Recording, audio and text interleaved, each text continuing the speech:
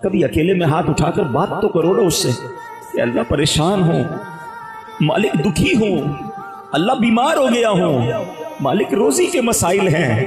قرضے میں ڈوب گیا ہوں، اے اللہ میری مشکلیں حل نہیں ہو رہی ہیں، بے قرار ہوں، اے اللہ گناہوں میں پڑ گیا ہوں،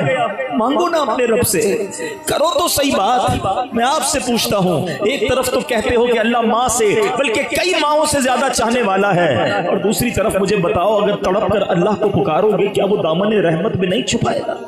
اس کی نگاہ کرم نہیں ہوگی؟ ارے ہم نے جب آنکھوں میں آنسو لے کر ماں سے بات کی تھی، ہماری ماں نے ہمیں سینے لگایا تھا، ہماری ہر بات مانی تھی، وہ تو کئی ماؤں سے زیادہ چاہنے والا ہے، کیوں نہیں پکارتے اسے؟ اور خاص طور پہ میں آپ کو مشورہ دیتا ہوں، اگر آپ کسی بھی بڑی تکلیف میں ہیں، کبھی تہجد کے وقت اکیلے میں جہاں نماز بچھائیں، جب دنیا میں کسی کو نہ پتا ہو کہ آپ کیا کر رہے ہیں، آپ ہو رب کی بارگاہ ہو، اپنے ہاتھوں کو اٹھائیے، اپنے سروں کو جھکائیے، اپنے آنسوؤں کو بہنے دیجیے اور اپنے دل کی بات اپنے رب سے کیجیے۔